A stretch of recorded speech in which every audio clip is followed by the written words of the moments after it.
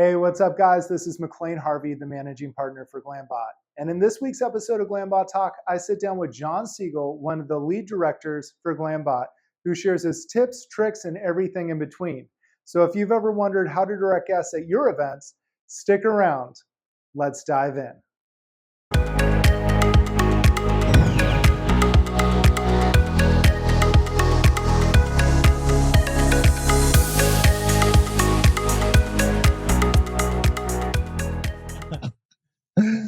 All right. Well, I'm here with John Siegel. John is one of our senior directors here at Glambot. He's completed over 200 events, so he's a very well-seasoned director at live events. He's currently on tour with the PGA for Nobel Tequila, doing an influencer campaign, and he has a lot of knowledge and acumen regarding directing a live event. So welcome, John. Thanks for being here. Yeah, thanks for having me. Yeah. So I think a lot of our owners and potential owners find directing to be one of the most challenging parts of Glambot. I know for me personally it is.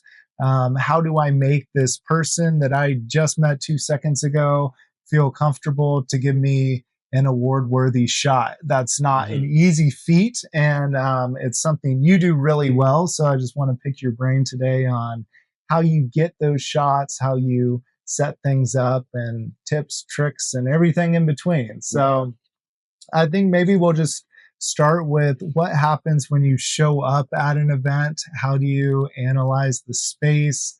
What's going on when you're doing the setup and all of that good stuff? Yeah, for sure. I mean, you really got to analyze your space when you get to the venue. And then ideally, you want to go for that red carpet feel. So trying to be kind of in the center of the action, shooting into the crowd and everything going on behind you. So, well, behind your subject. Yeah, for sure. Yeah, so not shooting up against a wall. Yeah, no, ideally not. So how would you handle a situation where you show up and a coordinator's like, all right, here's the corner you're going to be in. You can shoot against this wall. Yeah, I mean, I would probably try and show them an example if they're really adamant about being against the wall, to give them a side-by-side comparison.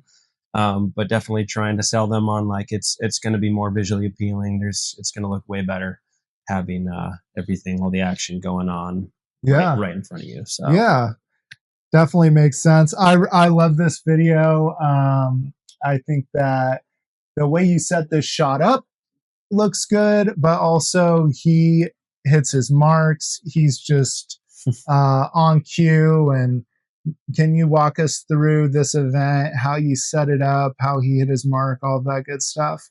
Yeah, no, he really crushed this video. I mean, this was a great one. There was just so many people in this big hallway outside of the ballroom. We had these beautiful chandelier lights that were kind of our center point for where we were aiming. And then, we usually mark with like an X maybe on the carpet to give them a reference point to stand.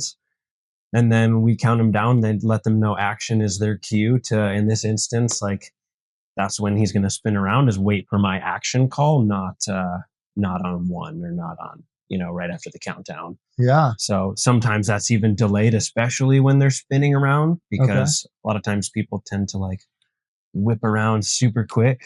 And so they might do it almost way too fast and before you're ready for it. Yeah. So correct me if I'm wrong, but sometimes maybe you're rolling even before you yell action, right? Yeah, definitely. Especially depending on the path you're doing. Like if you want them to hit a certain mark in the center of a sweep, then you're definitely going to delay that so they're not spinning right when you're rolling from the left side. Yeah, that's a good tip, because I know I've been in situations where I yell action and then that person just like right away, does what they want to do, and it's like, that's not where I wanted you to. It's not where I wanted you to spin her or dip her, whatever that you're directing. So that's a good tip. So when you're talking about pushes and sweeps and pulls, how do you choose the path? Are you just choosing one path at an event? And then obviously there's the edits too. So you have all these combinations. It can feel pretty overwhelming, I think. So can you walk us through the creative process of, are you picking one for the event and that's what you're sticking with? Or how are you deciding what to do when? Yeah, I mean, I definitely like to mix it up and try and be creative with it. So a lot of it depends on group size. Is kind of always probably the first thing when somebody's coming up, because if they've got 4 or 5 people, I would definitely probably go either a sweep or a reveal just to get a wider range of motion. Or a sweep really kind of gives everybody their moment as it's going across.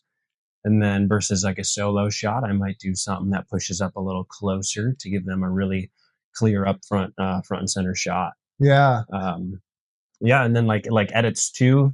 It's sometimes it just depends on the vibe. Like if it's like a black tie event, you might go with the slow mo flashes just to get that kind of paparazzi red carpet effect. Yeah. Versus freeze frame effect. Like we might use that one for somebody who's a little more serious or a little more stoic. Yeah. I really like this video. I think this may be one of the best ones you've captured. It obviously is a very difficult set because you have the NBA cup right in the middle where guests usually stand.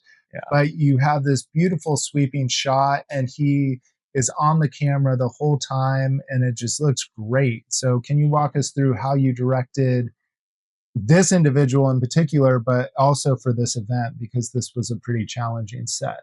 Yeah, this one was tough, but I think with the NBA Cup being kind of our front and center, we just had to get creative in how can we work around this, and so therefore the sweep and having the subject move around it. Yeah.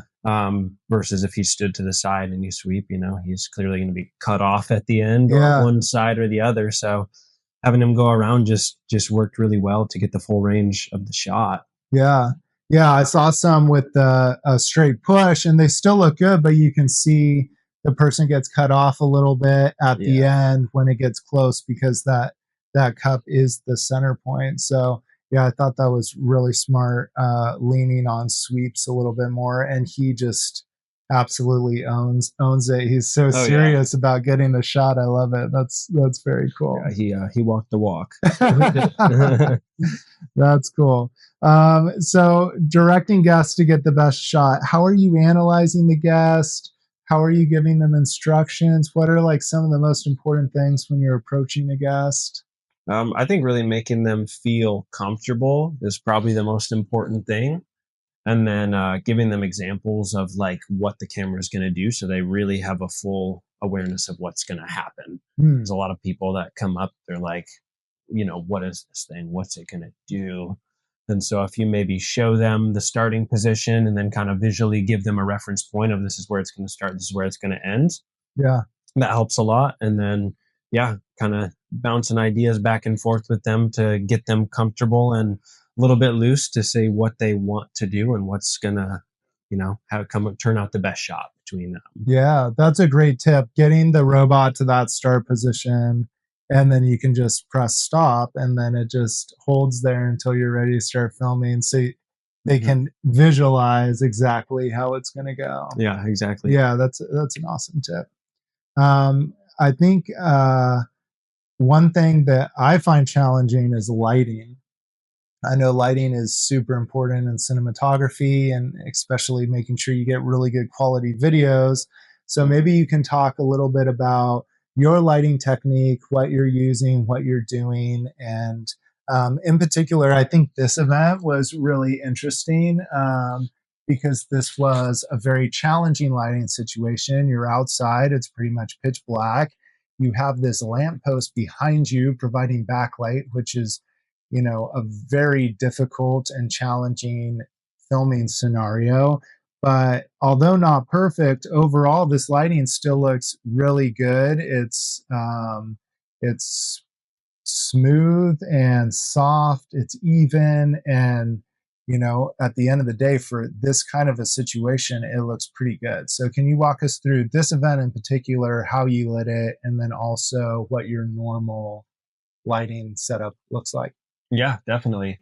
Yeah, this one was unique with that backlighting going on. So we ended up putting a nan light actually front and center right in front of the Glambot, and then using a couple of GVM lights distributed across the sides. Yeah. So we had 2 of those on each side for 5 lights running all the way across. And that really helped get a even distribution of the light. Yeah. Versus normally we just run like 2 nan lights, and that's usually more than enough to give a nice soft light across, everybody. Yeah, for sure. Yeah, given the scenario, it looks pretty good. Definitely. Yeah, it worked out. Can you maybe talk to us about what some of your go-to paths are? What are your favorite paths? Yeah, definitely. Honestly, reveal is probably one of my go-tos just because you can do so much with it. Like you can do a solo shot, go super low, super high. You can get a full group in there. You just do almost anything with a reveal shot.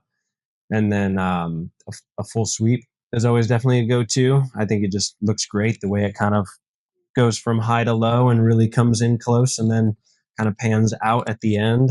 Yeah. They always just look super cool, especially depending on kind of what you got going on in the background. It gets a lot of action.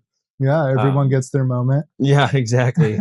And then, a push, like a straight push, always looks awesome if you've got a solo shot. It just really gives them like a solid glamour shot, close up and personal. So yeah, that's great. I love a reveal. I think the range that Glambot has to get that low and then come up that high, it's just this super dramatic, beautiful shot. So reveals are awesome. Yeah, if you're gonna do a straight pull, I would try a reveal, because I think our owners might be interested in that. If you want something with more range of motion than a straight pull, doing a reveal still gives you the pull, but a bigger, broader range of motion. Yeah, 100%. Yeah. Is there anything else you think our owners or a potential owner might find interesting or beneficial? Yeah. You always got to be flexible with live events. Like it's a super dynamic industry, as you know. So with Glambot, it's nice. You can do so much with it. You can pretty much work with any scenario or any space that you're given. Yeah. Obviously we have our ideal situations, but it can go, like you said, it can go super low, super high, very wide angle shots. So you can do almost anything with it. Yeah. So you just got to stay flexible and get the best shots you can get. Yeah. Okay. Last question. Most difficult guest experience. Oh, that's a tough one.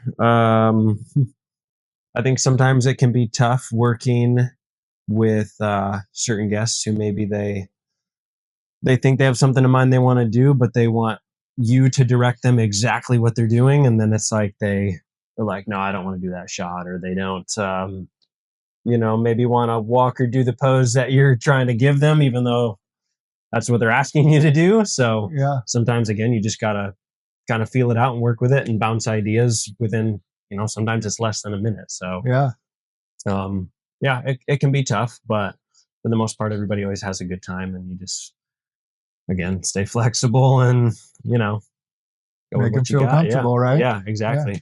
Cool. Well, thank you so much for being here, John. I really appreciate it. We're so glad you're part of the Glambot family, and thank you. Yeah, I appreciate you having me out. So, of course. Well, if you like this episode, go ahead and hit the subscribe button. And to learn more about Glambot, please visit us online at getglambot.com.